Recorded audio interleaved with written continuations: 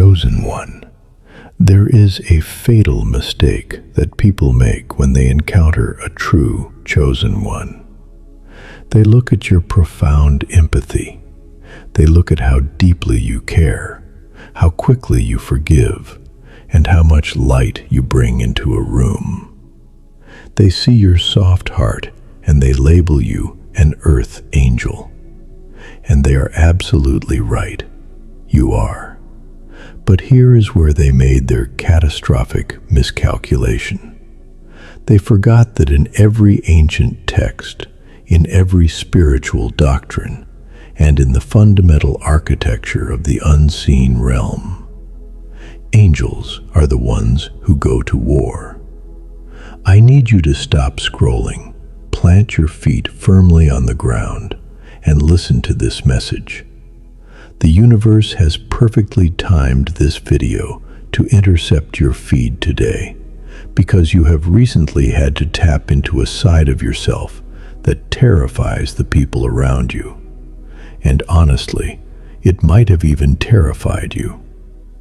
Today, we are going to declassify the Warrior Angel Protocol. We are going to expose why toxic people mistook your kindness for weakness. What exactly happened in the spiritual realm when they finally pushed you too far? And why your enemies are currently staring at you in absolute, paralyzing shock. Let's talk about the trap they thought they had you in.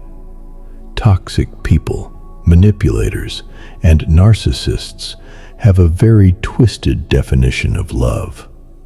To them, an earth angel is just a spiritual doormat. They believe that because you are assigned to bring light, you are obligated to tolerate their darkness. They thought your patience was a sign of submission. They thought your silence was a sign of fear. Every time you forgave them, every time you took the high road, and every time you offered them grace, their ego grew larger. They began to view you not as a divine being, but as a battery, a resource they could drain whenever they pleased without ever facing any consequences. They looked at your wings and thought, "How cute, I can clip these." They pushed your boundaries. They disrespected your name. They tried to isolate you, manipulate you, and back you into a corner, fully expecting you to cry, fold, and ultimately apologize to them for their own bad behavior. But they pushed you 1 inch too far. They crossed a sacred, invisible line. And they didn't get the weeping, submissive victim they were expecting. When they crossed that line, you didn't throw a human tantrum. You didn't scream, and you didn't get down in the mud with them. You experienced what is known in the spiritual realm as an Archangel Activation. You see, cherubs play harps. Archangels carry swords.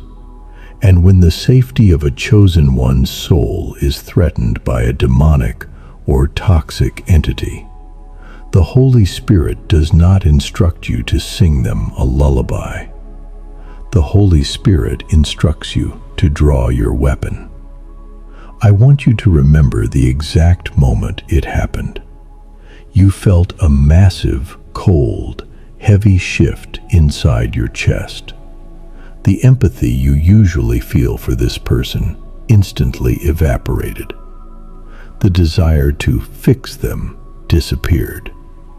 The urge to over-explain yourself was completely gone.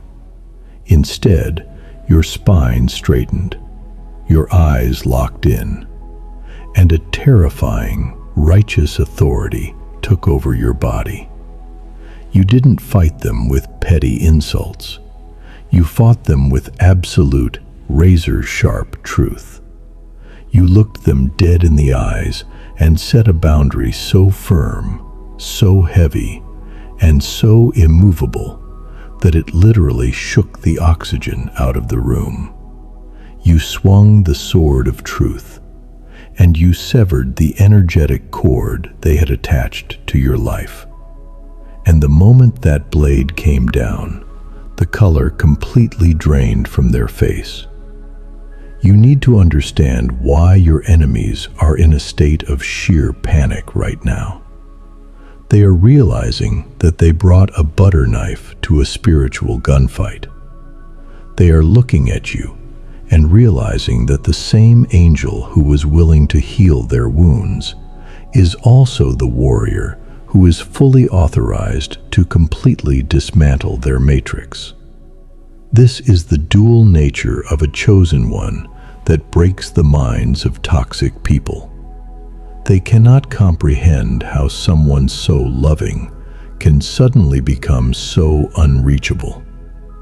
How someone so forgiving can suddenly become so utterly indifferent to their existence.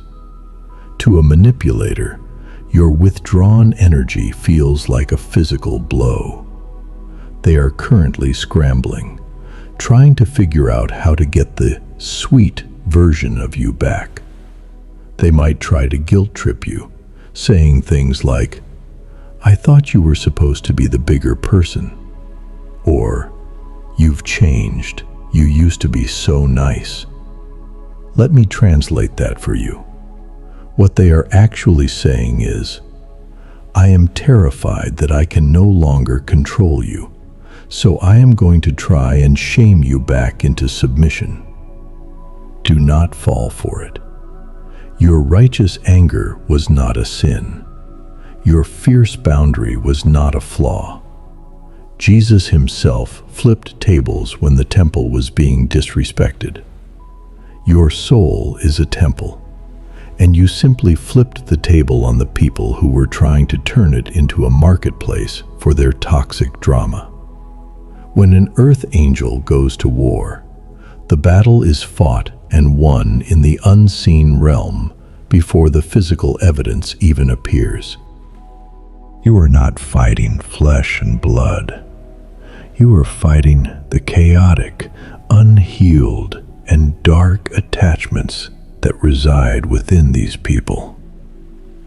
And when you stood your ground, the angels assigned to protect your life drew their swords right alongside you. This is why their lives are currently unraveling.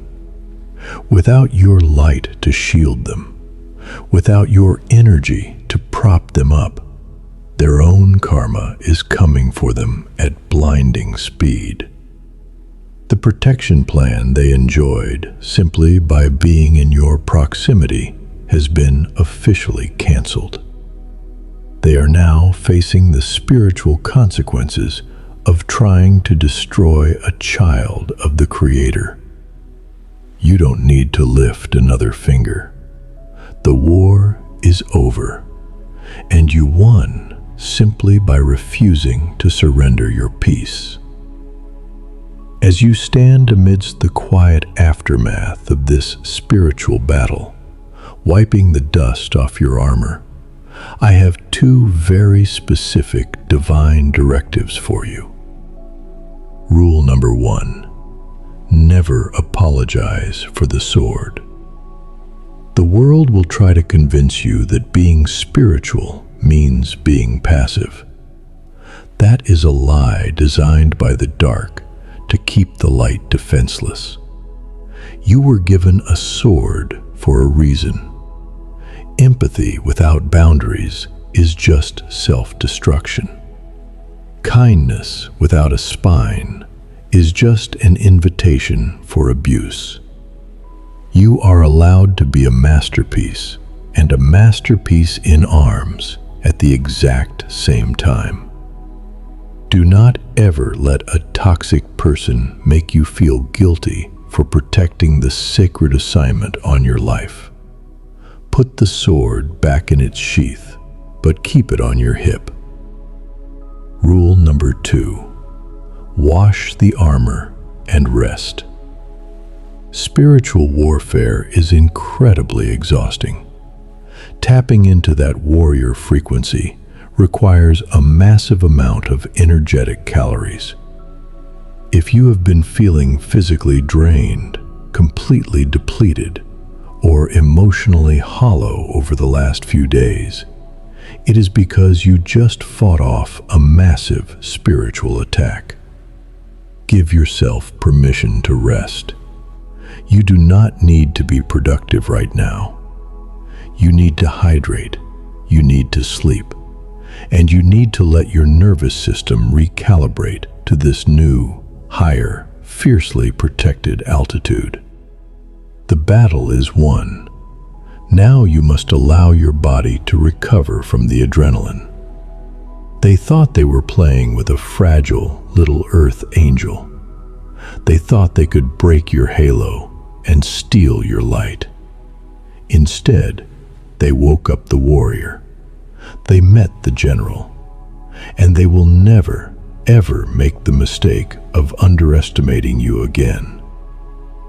If you can feel the heavy, majestic truth of your own spiritual authority locking into your bones right now, if you can look at the boundary you just set and feel absolute, undeniable pride in yourself, then your soul is confirming this prophetic word. I want you to anchor this massive victory today.